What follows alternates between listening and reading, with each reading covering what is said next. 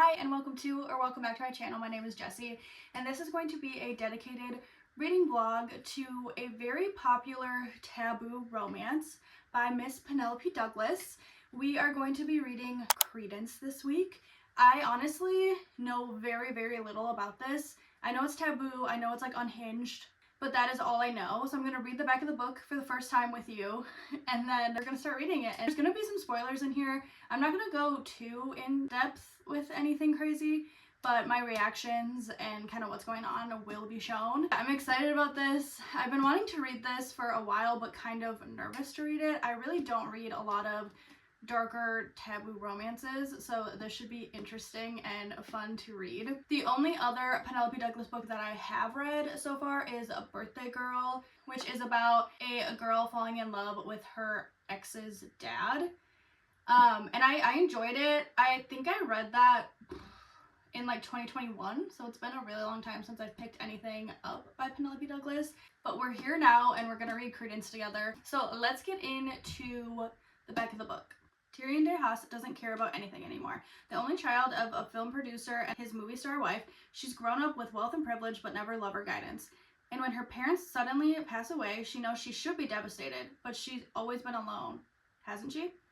Jake Van Der Berg, what a name, her father's stepbrother, assumes guardianship of Tyrion. After moving to the mountains of Colorado to live with Jake and his two sons, Noah and Caleb, Tyrion quickly learns that these men now have a say in what she chooses to care and not care about anymore.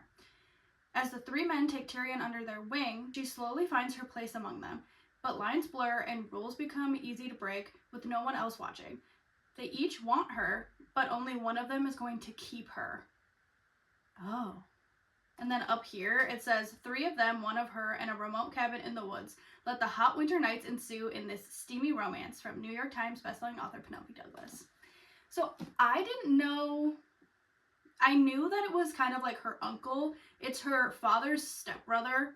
So I knew it wasn't like a blood uncle, but it's like uncle vibes and he's taking guardianship of her. But I didn't know the 2 sons were involved, so there's like 3 guys and her. So I'm wondering if we get all of the POVs. Well, her name is at the top of them, so I'm assuming we get other POVs, but I'm only seeing Tyrion. Okay.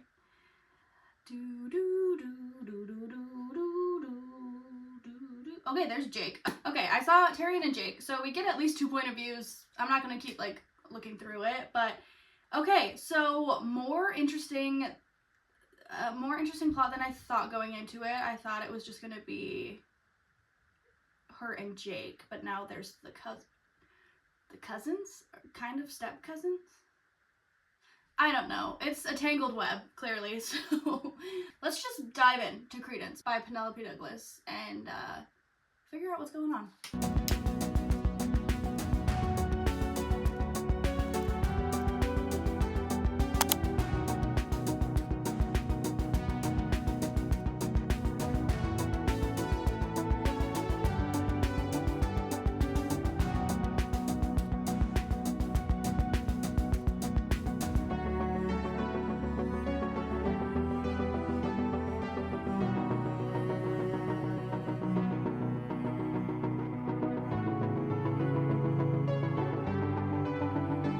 Okay, I read the first chapter of Credence, and it starts out with a bang. So the first chapter is Tyrion. I was saying her name wrong. It's Tyrion. Tyrion wakes up in the morning, and the dog is clawing at her parents' door, and so she goes to let the dog in and finds her parents dead, laying in bed, her father in an expensive suit, and her mother in a designer dress, holding each other dead. They kind of like Romeo and Julieted it and took their own lives. After the fact, she finds out that her dad had cancer and she did not know about it. He wasn't going to live past a year. Him and the mom took their own lives.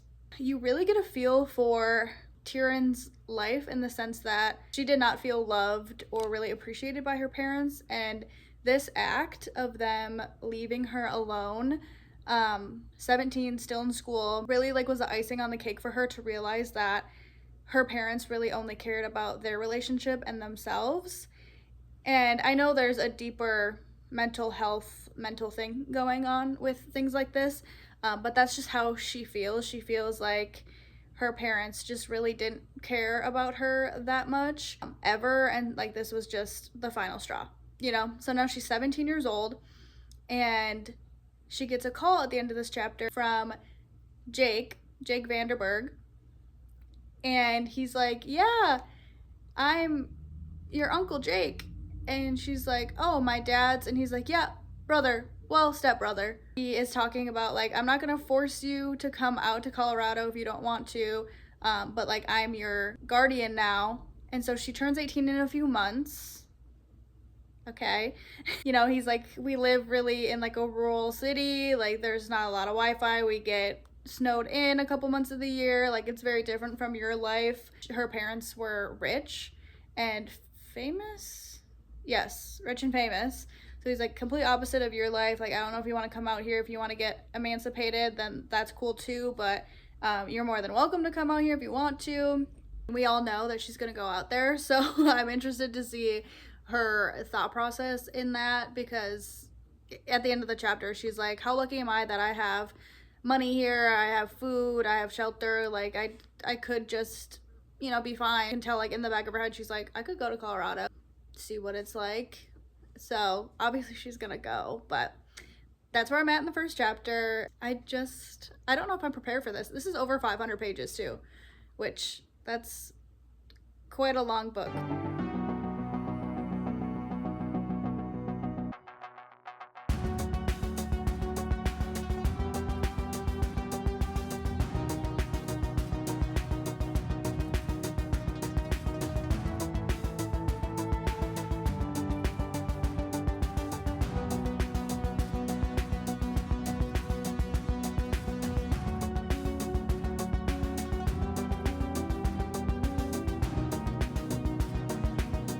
Hello, it is Tuesday, day 2 of reading Credence, and I wanted to get to the 100-page mark last night. I didn't quite get there. I got to page 73, which isn't horrible, but I was hoping I would read through this a little faster, but here we are.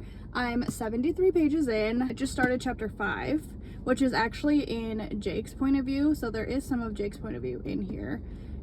It's just mostly Tyrion, but we'll see. And I'm not sure how I feel yet about this.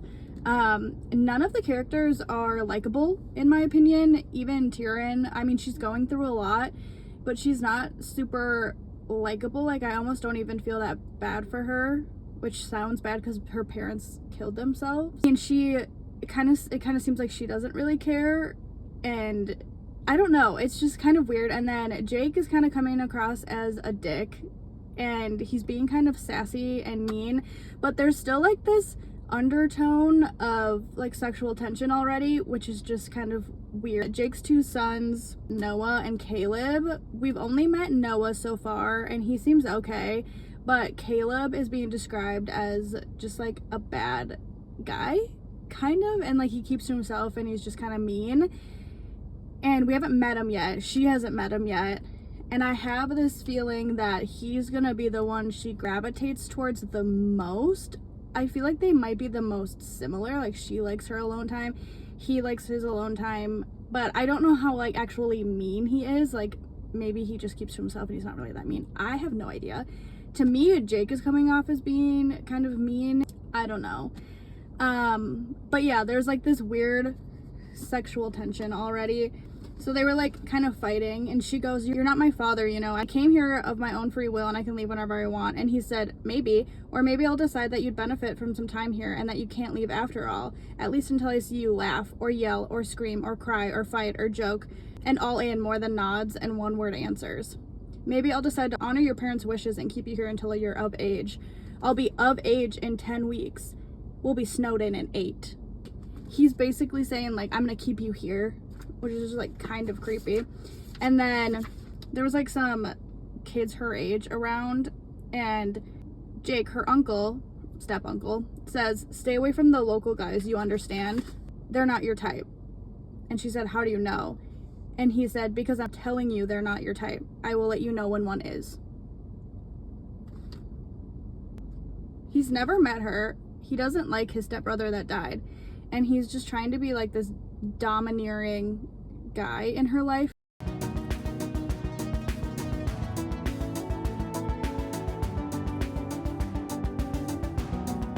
Okay, I just got done with work and I'm just about to head out, but I was listening to the audiobook. Yes, I got the audiobook. It was only $5. So I have probably an hour and a half commute home. So I was like, why not spend the $5 and get however many pages farther in? So I listened to a couple chapters at the end of my workday and I got to the craziest scene. And so I need to talk about it before my phone overheats, and then I'm gonna head home and listen to more. But can we talk about when she meets Caleb for the first time? That's the brother that I figured she was gonna be into. First of all, strange thing that happened.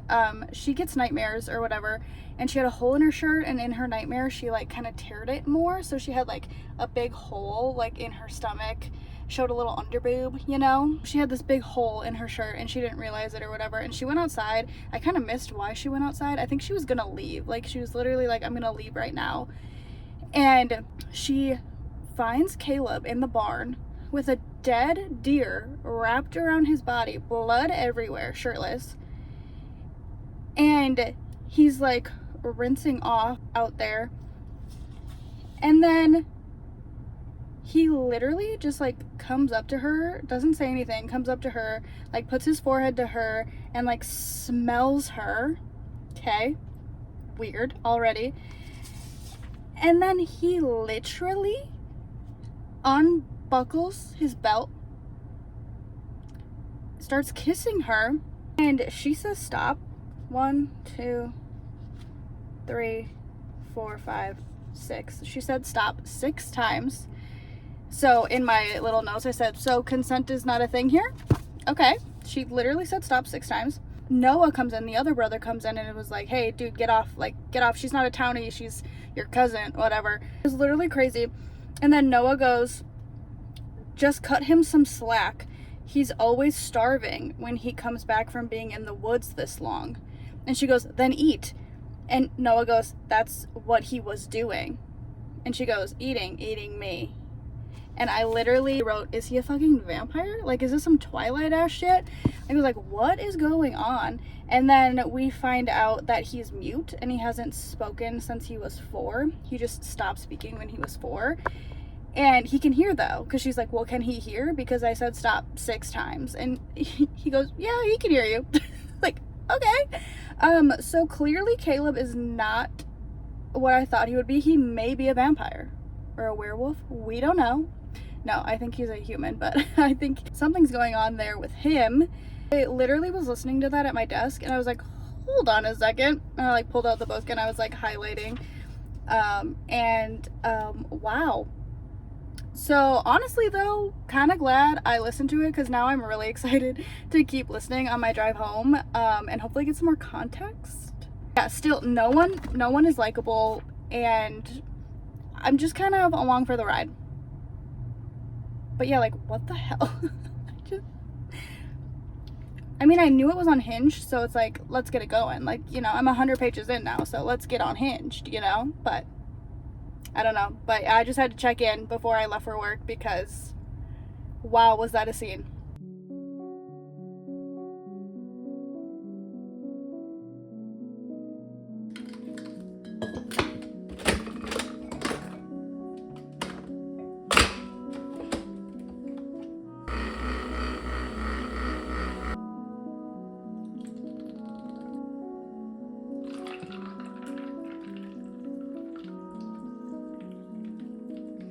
Hi and happy Wednesday, and day 3 of reading Credence by Penelope Douglas.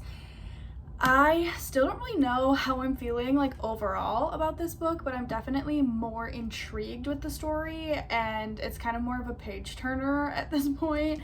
I am on page 255. I'm just starting chapter 16. I've kind of listened to the audio on and off and read on my lunch break, so I'm getting there. I'm halfway through now, so that's exciting. Overall, I'm liking it. I'm having a fun time, but it's not like a romantic romance or a love story really at all.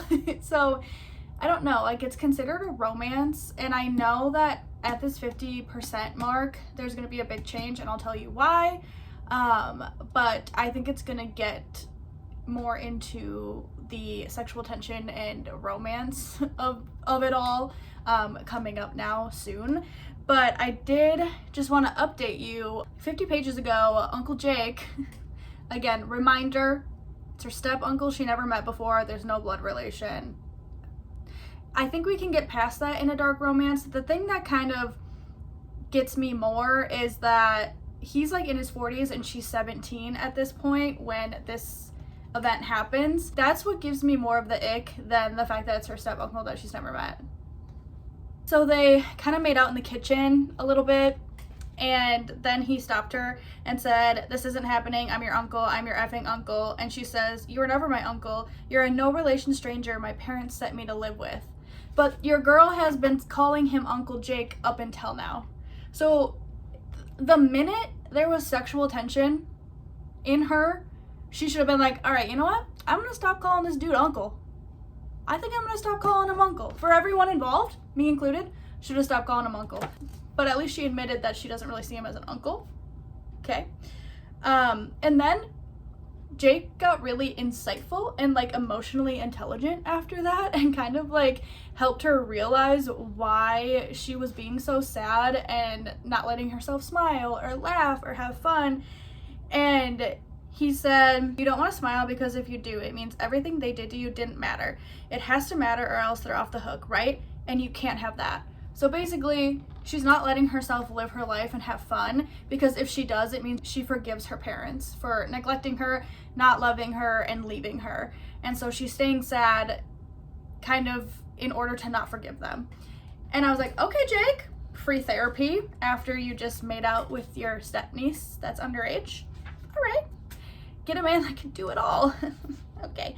And then he proceeded to say, when they were leaving this interaction, "And you probably shouldn't walk around dressed like this, especially in the winter, because she's gonna be snowed in with these 3 men all winter," which, you know, that's when shit's gonna get crazy, right? We all know this.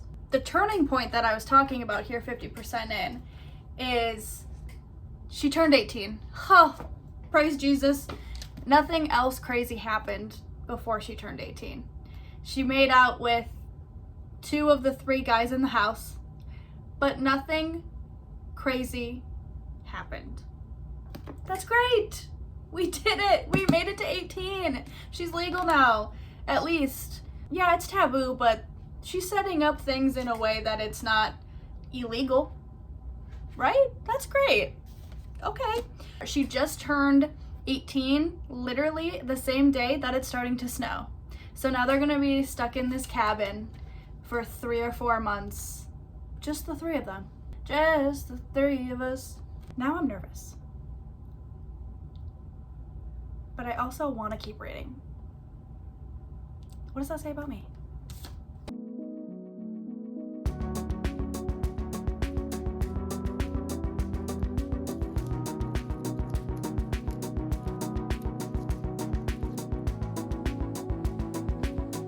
Okay, I'm walking on the walking pad reading, and I turned it down really low, so hopefully I can kind of just walk and talk here for a second. I knew once we hit her turning 18 that we were gonna get rolling, and we have been rolling ever since. There was a scene in the living room with the 2 boys that kind of started, but Jake put a stop to it. I think the thing that's kind of like throwing me in this book, besides everything that would be considered a trigger warning, is kind of the shock and awe tactic that Penelope Douglas is using. I feel like everything will be fine, and then all of a sudden, in like a split second, characters are pissed, there's tension, it gets weird, like so randomly.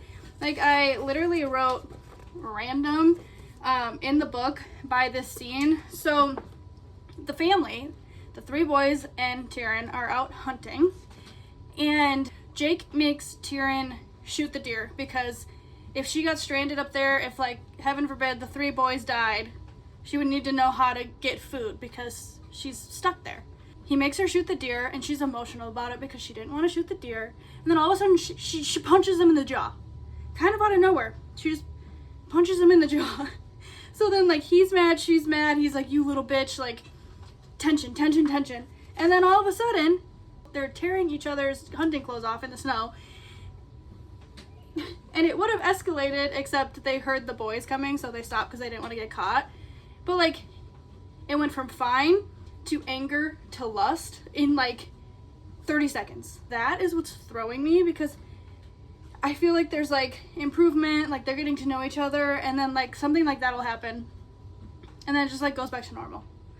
And it's just, I feel like I'm getting whiplash here. It's just gonna get crazier and crazier, so. But, I mean, I'm 279 pages in, and there's technically been no sex. So, we're making it farther than I thought. But yeah, I still think the thing that's getting me the most is the age difference, with him being 40 something and her just turning 18, and like he definitely did things he shouldn't have when she was 17. I think that's the thing for me that's making it taboo, but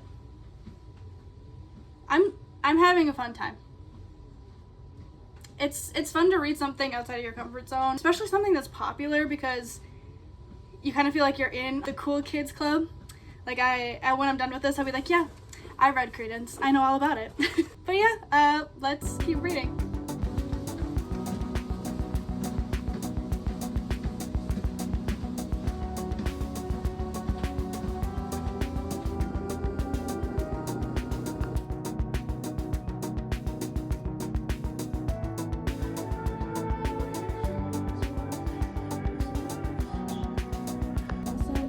Thank you. You too.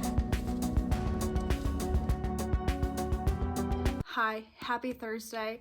Really quick reading update because it was storming and I had to run some errands. My hair's all wet, and then now we're in a tornado warning. So just a quick little update. I am on chapter 30, page 436. So I only have about 100 pages left, so that's really exciting. I have a lot of tabs going. I kind of want to just talk about how I'm feeling at this point. At this point, there has been sexual relations. Honestly, they're all like not what I would want to read in a romance. But yeah, her first time was with Jake, who is the 40-some-year-old guy, and she's been with all of them now. So I really just think the more and more I read, the more and more it's just like so obvious that it's such a toxic situation, and it's these three men like preying on this newly 18-year-old. The more and more I read, the more I'm like, girl, you are just getting used and manipulated, and it's not really sitting with me very well. I would not want to put myself in the story. You know what I'm saying? Like, I don't know. It's fun to read stuff like this every now and then, to like see what's out there and see what other people are reading. And like, I mean, there's a demographic of girly pops who read mostly dark romances, and that is so great for them. Like, if that's what you like, that's amazing. But the more and more I get into this, the more and more I'm like, ugh, like, ugh. I don't like what's happening. I'm not having a bad time. Like, I could see myself giving this 3 or 4 stars. Like, it's not a bad book. It's just not something that I would pick up again and again. I don't think she's ever going to be like an auto-buy author for me. I think this is kind of a one-off. It's also very unrealistic in the sense that Tyrion just goes from virgin to 1,000. Like, it's like crazy difference. They've brought up her having babies way too many times for her to be like newly 18, and she's sleeping with her step uncle and step cousins, and they're talking like, we could just get you pregnant and then you have to stay with us forever, because she's planning on leaving after the snow clears and going to college, and they don't want her to leave because like they love her, like they all love her. And how I predicted that Caleb would be her favorite, I was strangely right. But like when you're reading it, you're like, okay, like they don't like each other. It's such like a love-hate lust relationship, and like Caleb still hasn't spoken. I don't know if he's ever going to speak. We have gotten his point of view for one chapter, And it's so weird. Like, he was like, I hate her so much, I hate her so much. And then he's like, oh, I love her, she's so like, it's so weird to be in his head. He's the one that she wants. Like, Noah, the other brother, is nice to, like, the nicest one and the most normal one. And she's like, but I don't like him like that. Okay.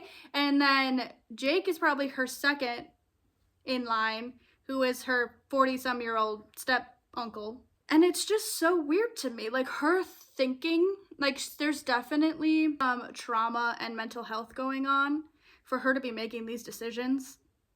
And it's wild. It's wild. It's interesting.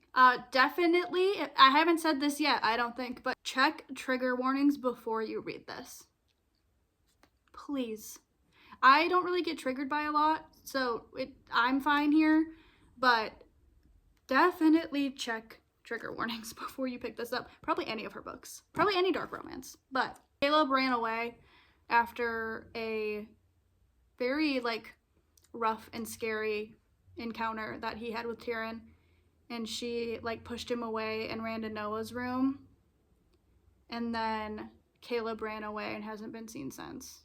He's, like, in the woods in the dead of winter. He still might be a vampire. The jury is still out on that one. Okay, there's a few things I forgot to mention when I did my check-in regarding Caleb. So, first of all, he literally locks her in her room, and there wasn't a lock the previous day, so he literally put a lock on the outside of her room, shoved her in the room, and locked her in it. So that's chaotic. And then we also find out why he's mute and why he is the way he is. So when he was 4 years old, his mother had him in the car, and she went into a house and got drunk, did drugs, I don't know, and, like, fell asleep and forgot about him in the car outside for 4 days. So he, like, almost died. He was all alone in the car, no food, no water, the whole shebang. So Noah said something separated in his head. His voice was the only thing no one could demand of him. It was his way of punishing everyone, a way to make the world share his pain. That's why he doesn't speak all these years later. Like, okay. He's, like, so aggressive, and I still can't believe he's the one she likes the most. I don't get it.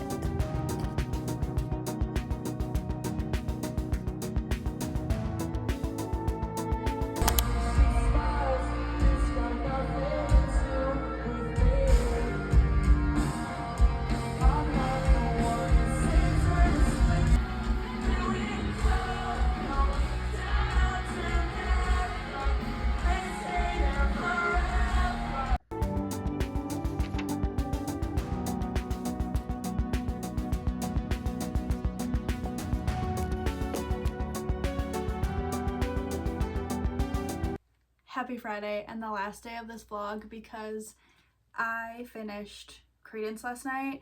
Me and my friend went to the Mayday Parade concert last night in town, hence the merch that I'm already wearing. I couldn't go to sleep when I got home, so I stayed up till like 2 a.m. and I finished the last, like, 30 pages I had of this, and I feel like I have a lot of final thoughts. These are going to be, like, the most spoilery thoughts, I guess, because it's the ending of the book. But she does end up with Caleb. And I guess it just doesn't make sense in my brain that the only person that she can't communicate with is the one she falls in love with. And it's not even that he's mute, because obviously there are people in this world who do not speak, who can communicate effectively with people in their lives with sign language, writing things down. There's, like, little apps that can talk for you. Like, there's so many ways for people to communicate with each other, and Caleb uses none of them. He uses none of them until the last chapter of the book. He finally speaks to her. And the thing is, I didn't need him to actually speak. I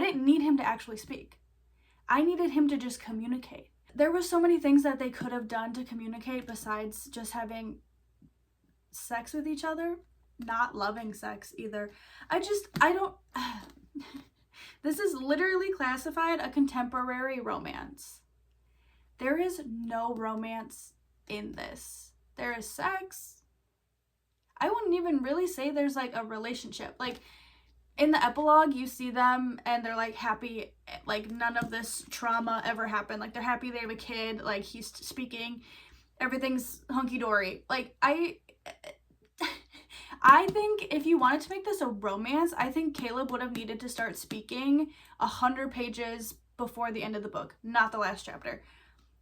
I didn't want any of these people to be happy. This whole book, like none of them are likable. I didn't want, if anything, I wanted her to end up with Noah, I think, because he seemed nice most of the time and semi-normal. But like I would have rather her end up with Jake, who is in his 40s and she's 18, but she ended up with Caleb. And then how many times it is brought up in here that the boys, I think each individual boy was like, we could just get you pregnant, you could stay here. And then at one point, Caleb hasn't spoken to her at this point, and he grabs her birth control pills and throws them in the trash. Like that they should have a kid. And Tyrion, who is 18, her only experiences are with these men. And she's like, well, he is 22, so he would be ready for this. Are you joking? 22 and 18? And he hasn't even spoken to you? There are so many times I wanted to shake this girl and be like, you're being manipulated and this isn't love.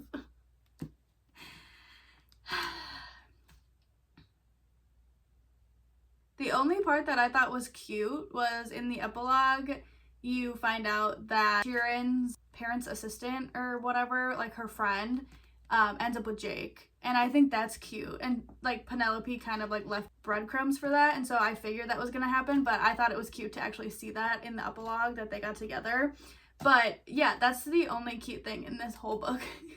But I will say it's like 536 pages and I read it in 4 days. All of that being said, I'm going to give it 3 stars because I don't think Penelope wrote this to be a romance for the ages. You know what I'm saying?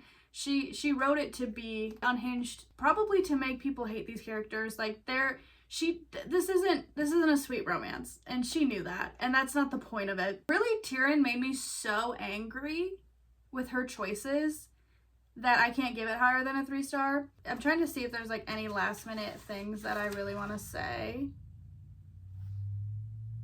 Another reason why it pisses me off that she chose Caleb is because her whole trauma in this book is from her parents and how they kind of ignored her and like wouldn't speak to her and were just so obsessed with themselves. So she's like always lived in like a quiet house, like no one really talks to her, and that's always bugged her. And then she falls for Caleb, who cannot communicate with her and chooses not to communicate with her. And then she says, I can't live in another house where someone I love won't talk to me. Well, then why didn't you choose Noah? Or why didn't you choose Jake? Or why didn't you choose anyone else but Caleb, who literally won't communicate with you? As a choice, he won't, because he could, but he won't. Yeah, she pissed me off. Again, 3 stars. So not horrible. I mean, I think a 3-star rating for me is like, I had a good time. I'm never gonna reread it and didn't love it, but I didn't hate it. So yeah, that's how I feel about this. I'm glad I finally read it because you just see it everywhere and I knew it was different, and I've been reading so many just like hockey romances lately, which my next 3 reads are sports romances. So I think this was a good palette cleanser for that. So if you made it to the end of this video, thank you so much for watching. If you've read Credence, let me know your thoughts below. I'm really curious. Or if you read any other Penelope Douglas, would you recommend something else over this? I've only read this and Birthday Girl, so if you've read something else that you think I should read, let me know. Coming up, next week's vlog is going to be a reading vlog on Rewind It Back, the 5th and final book in the Windy City series by Liz Tomford. Also, at the end of that vlog, I will be meeting her at a book signing, so I'm really excited about next week. And then I also get an arc of Hat Trick by Chelsea Curto next week. So next week is going to be a great week of reading, so make sure to check out my next video. Subscribe if you're not. And yeah, I'll see you then.